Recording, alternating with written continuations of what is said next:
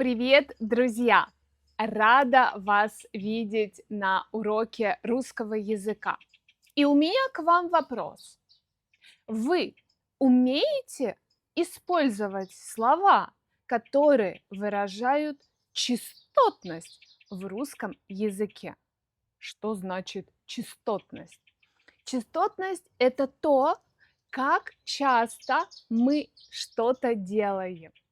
И сегодня я вам покажу на примерах, как правильно использовать такие слова по-русски. Начинаем со слов, которые обозначают меньшую частотность, и будем идти к большей частотности. Первое слово– это слово «никогда». Значит, что таких ситуаций у нас не бывает. Например, мы никогда не ездим в лес за грибами. Или по-другому можно сказать, мы не ездим собирать грибы в лес.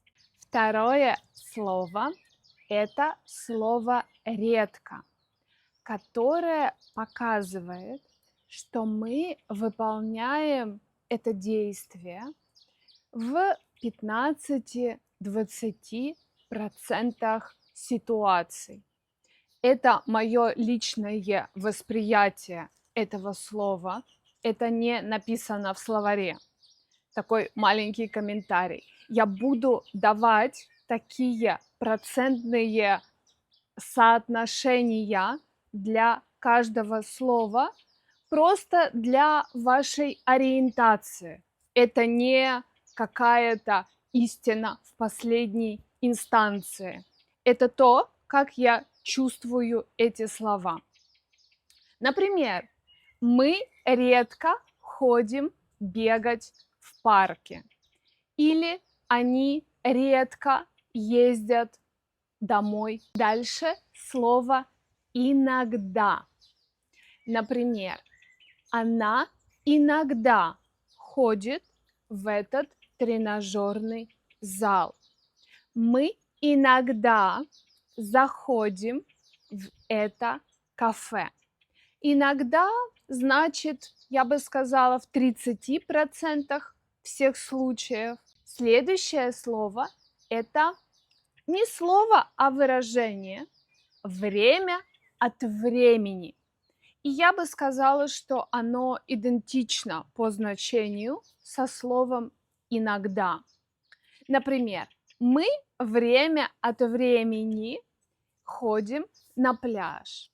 Вы время от времени ходите в бассейн. Следующее слово – это слово «зачастую». И это более разговорное слово. Оно используется в устной речи, меньше в письменных текстах, и обозначает, что мы делаем что-то достаточно часто в 60-70% ситуаций. Например, мы зачастую обедаем в этом кафе. Мы зачастую приходим сюда просто посидеть у океана. Следующее слово – это слово «часто».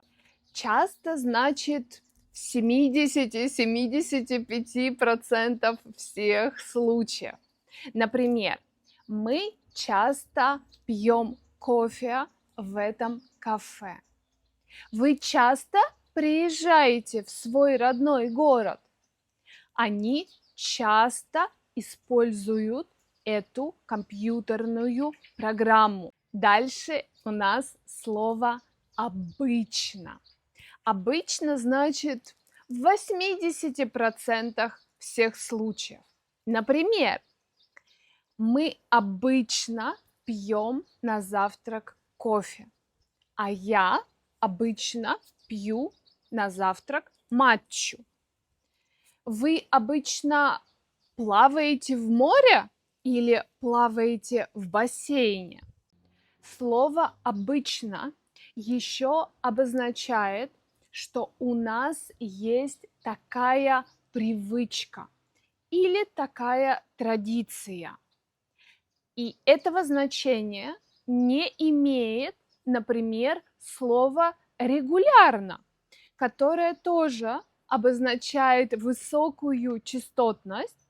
Например, мы регулярно бегаем в этом парке, мы регулярно плаваем в бассейне, но при этом в этом слове нет идеи, традиции, привычки, какого-то сформированного навыка. Следующее слово – это слово «постоянно», которое обозначает, что в 90% случаев мы это делаем. Например, вы постоянно опаздываете. Он постоянно жалуется на жизнь. И как показывают мои примеры, слово «постоянно» обозначает немножко негативную регулярность. Следующее выражение – это «все время», которое обозначает от 90 до 100% случаев. Мы что-то делаем. Например, он все время улыбается. Она все время сидит со своим телефоном. Они все время болтают. И последнее выражение на сегодня – это каждый раз, которое также обозначает очень высокую повторяемость, частотность действия. Например, вы каждый раз заказываете в этом ресторане одно и то же блюдо. Моя собака каждый раз, когда слышит кого-то, начинает гавкать. И здесь важно помнить, что перед выражением «каждый раз» нам не нужно добавлять «в», потому что я вижу, что многие ученики пробуют это делать. Мы используем два слова каждый раз.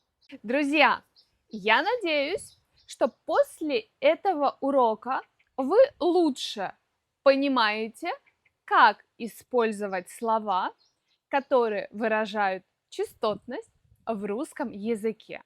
Ну и, конечно, мне хочется верить, что я помогла вам расширить ваш словарный запас. До встречи на новых уроках. Пока-пока!